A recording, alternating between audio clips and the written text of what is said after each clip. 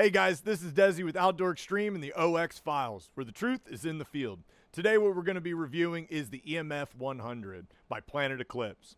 This has been a new favorite marker of mine for the past, 5 years or so. I've absolutely loved this. If you know Planet Eclipse, you know the reliability that comes with the name. Today what we're showcasing, though, is their multi-tool, if you will. This is essentially two markers in one. If you've seen our other podcasts that we've done regarding Magfed Paintball, this is a tool to do both. It has the Hopper magazine.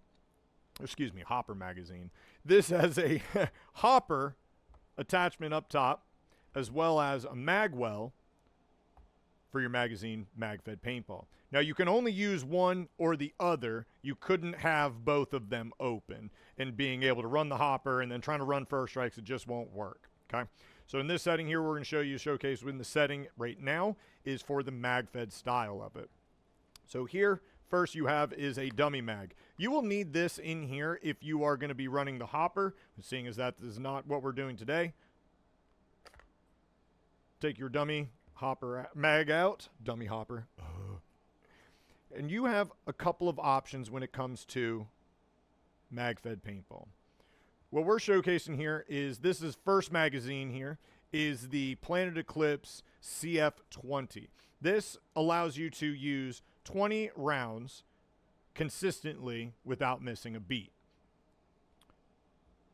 The other option here is the die-dam magazines. Now what this has is 10 here that you load this side, and then another 10 on this side. So you will have to rotate the magazine to get those next 10 out.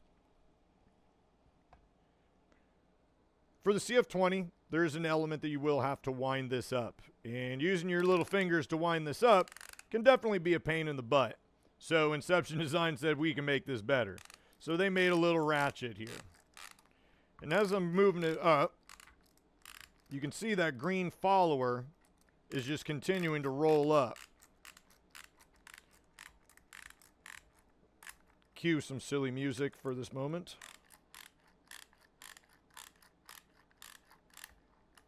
It stopped. That means now the follower is all the way at the top.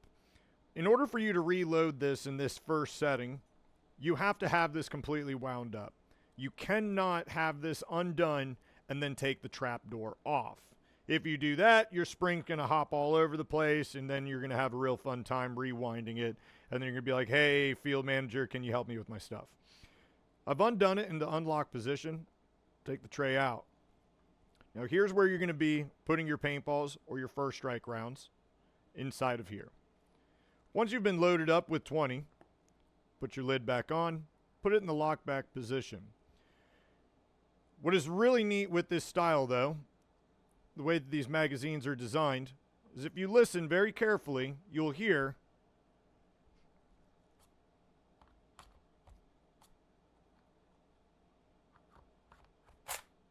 the magazine engages. That follower has come all the way down and moved up. If I was to have rounds inside of here, this would be already stuck up here. The first round is down, and as you keep firing, the green follower will continue to go. Now you notice that little green follower here is now sitting out of the top. What this does is preventing the bolt from moving forward and giving you a dry fire, a pop, pop, which would then give away your position, or worse, you're out of ammo. And then when people listen to that noise, ooh, he's out of ammo, now's when they make the run. So this is a nice way to silence that of the bolt to keep it letting, hey, you need to reload now. It's hard to keep track of how many rounds you've shot in the heat of battle. In this setting, with the die-dam magazines, however, these don't have the followers. They just have this little nub. These little nubs, this isn't going to stop the bolt, and this one will give you that dry fire sound.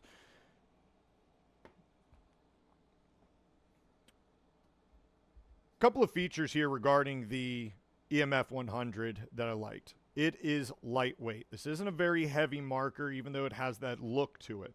It's made out of mostly aluminum and a mold-injected polymer. Sometimes you guys who have used the older model guns, such as markers such as Spiders or Tipmans or some of your other lower ends of similar like the Cronus, there's no, when you're trying to take the air tank off of your marker, it makes it very, very, very, very difficult. It's really tight because there's so much pressure that's still locked into the system. You're trying to get it off, and then finally it goes off, and now the tank will unscrew. With this is called the POPS ASA. When your tank is threaded inside of here, in order to engage your air, you have to push down here on this. This will engage the air, and now your system has been aired up. You want to get your tank off, it's time to go home, you need to do some cleaning. By pressing this button, it still has the pressure in there. This will pop up. The air's been released out of the system, and the tank will come off very, very easy.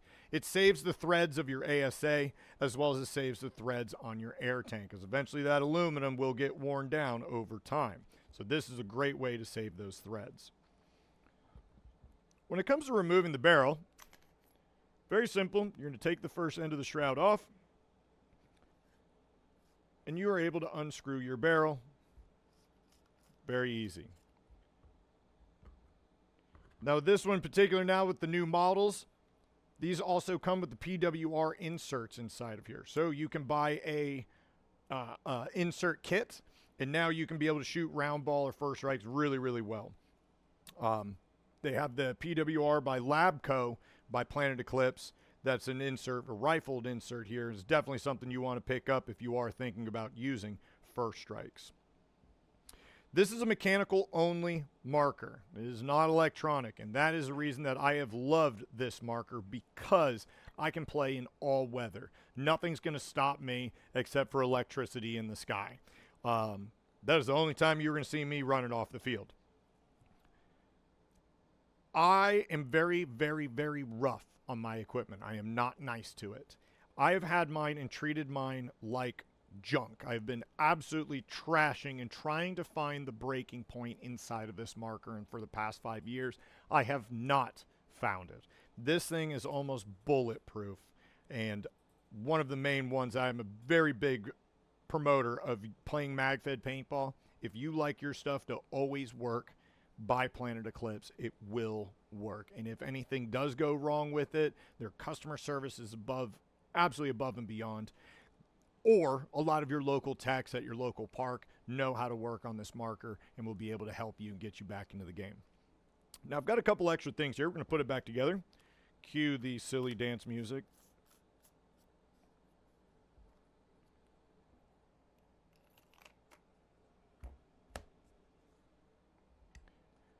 Stocks. In Magfed paintball, the stock is nice, gives you the ability to really get up and behind your marker. However, this does not come stock with it. Stock with the stock. It is definitely an aftermarket part that you can get. There are different models of different ones, but this one we're showcasing is the Planet Eclipse stock here. On the back of your marker, you'll see that there's a little tab. You pull that tab up, slide that little cap out, fit your stock right on there, and then you're going to go back underneath your tab, lock it back into place, and now you have your marker set. Now this is going to be compatible with your 13 or your 15 cubic inch tanks. This isn't going to be able to house one of those large 68 tanks. It's just not compatible like that.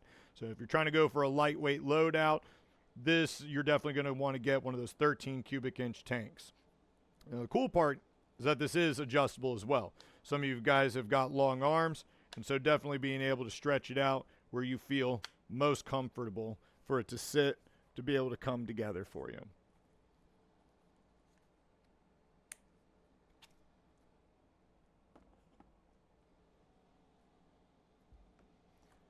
One of the other features that I love about the Planet Eclipse marker, and specifically the EMF100, is the ease and accessibility to get to your whole entire drivetrain.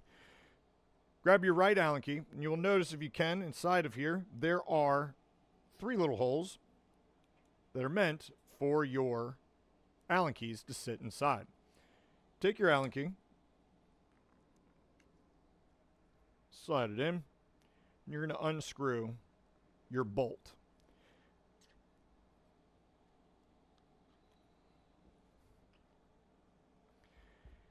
This is called the Gamma Core bolt. This is similar to the EMEC, to the ETHA, what is it, the ETHA 3M also, is going to be running your Gamma Core bolt system. This is your entire drivetrain. This guy's got a lot of extra factory grease on here. It's in fact not how much you need on it. This is just something that the factory themselves send it in this setting. They're not sure how long it's going to set. This is my favorite part of this marker. I don't like to tinker. I don't like to work on with pins and springs and all kinds of stuff like that. It's just not here. I'm trying to get back and get playing.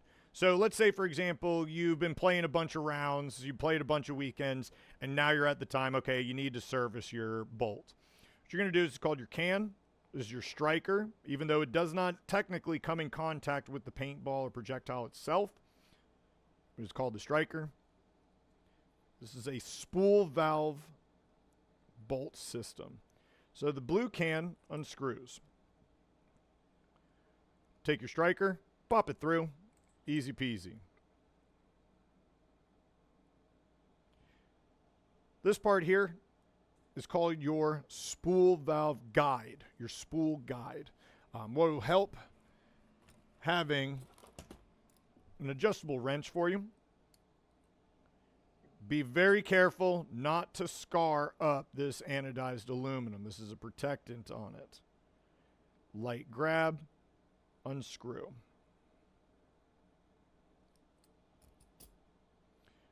I definitely recommend you're very conscious and careful about it because these threads are brand new. They are very, very sharp. Want to definitely pay attention to that.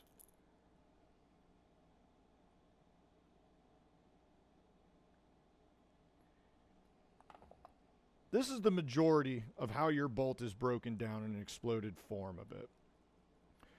The main area where you're going to want to clean in maintenance is going to be here on your striker tip O-ring, especially if you're playing in sandy conditions. You definitely want to keep an eye on this area.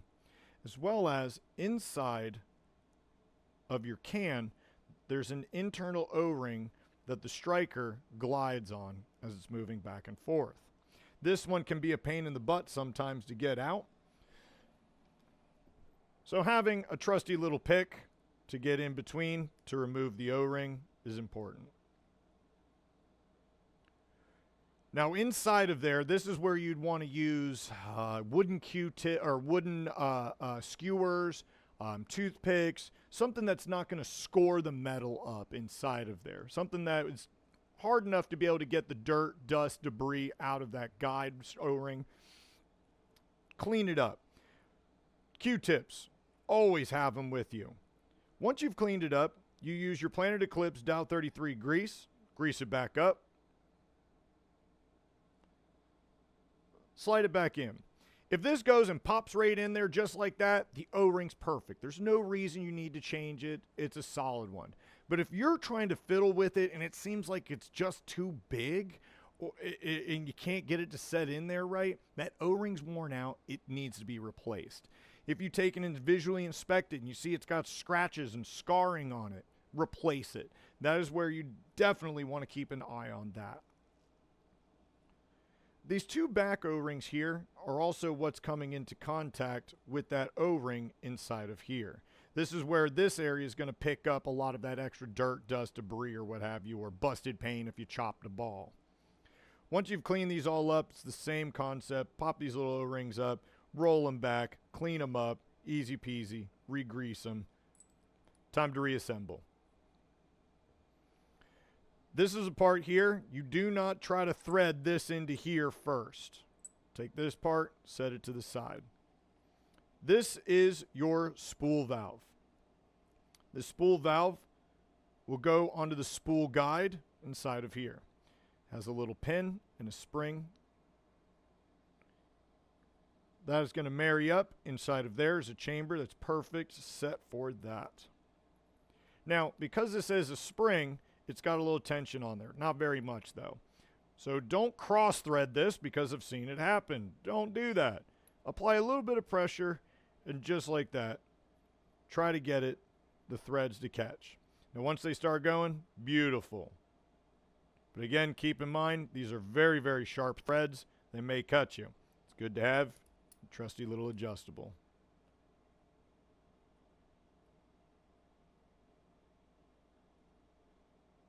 It's cinched. It's done. Do not put the water boy full into this. This is finger tight stuff. It's snug. It's beautiful. Good to go. Now you can take your Canon striker combo and thread those back in together.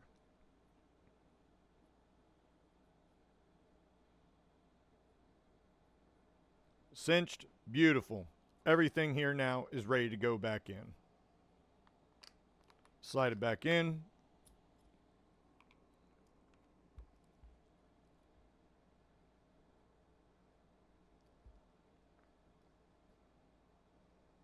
All right. Nice and snug, nice and tight. If you're running one of the bigger tanks or what have you, or an airline or what have you, and you're not running a stock, put that back cap back on there and keep yourself secured. There have been a couple of different variations when it's come to the magazines. And now there's a new model, new kid on the block called the EMF200. With these different magazines, these two are compatible to here. However, the brand new CF20s Pro are not compatible with this. Okay? It's just two different designs that they've gone with. The technology's moved forward. Now, the EMF200, the next version, uses these magazines, but you can convert your magwell to be able to run these older ones if you don't wish to use these ones. But again, it's you either are running these or you are running these, depending your adjustments you make into it. This is here basically for playing Magfed paintball. This is what the detent is that's holding the ball in place. This is holding it from the bottom if you were to be running a hopper with your dummy mag. But if you were to be running a hopper here, you have to have this in. If you're running Magfed and you're not running hopper,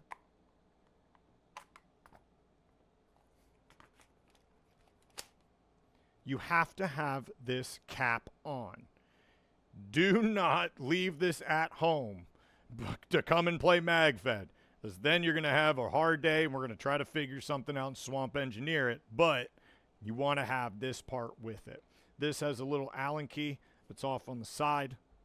To remove this, pops right off, and then the hopper attachment feed neck goes on here, and the hopper then will go on top of that feed neck. One of the parts that goes bad in these guns, eventually over use and time, wear and tear, are your detents. Your detent is a little rubber finger in most of your modern markers that holds the ball in place. You have a little screw, it comes out, set it to the side, use your Allen key head to pop this out. Lose that part for sure. And then you have exposed this itty bitty little finger. This little finger rubber detent, there are two of them that will be inside of here to hold the ball in place. If one of these goes bad, you'll end up having paint starting to get fed down your barrel. You'll have barrel breaks. You'll have all kinds of problems. You're like, man, this paint game stinks. Man, I don't want to play no more.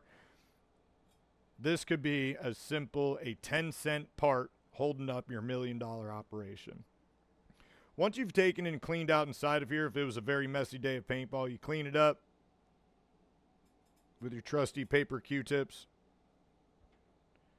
Smush that little spot right back on in there.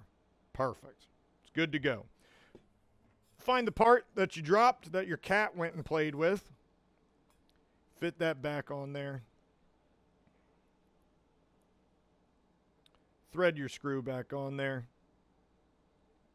Nice and tight. You have just maintained your marker. You're ready to go back out and go play again. Maybe you only missed 2 games, but now you're ready to go again. The EMF100 is definitely a multi-tool use marker for those of you ready to just be able to have the ability to do it all in any scenario or recreational style game. You can go play Magfed only games. You can play hopper games. This is a multi-tool that's for you. Unfortunately, it does not have any electronic compatibilities. You cannot change this over to shoot and use your electronic settings and firing modes or anything like that. This is going to be only a mechanical all-weather marker for you. Come check it out. Take a look at your local fields. I'm sure there's someone out there who's at your local field who has one of these. Ask them if you can take it for a spin. Come talk to one of the referees here at Outdoor Extreme Battlefield Orlando. Well, I've always got mine here. More than welcome to give it a swing. But this is Dezi with Outdoor Extreme and OXFiles, where the truth is in the field.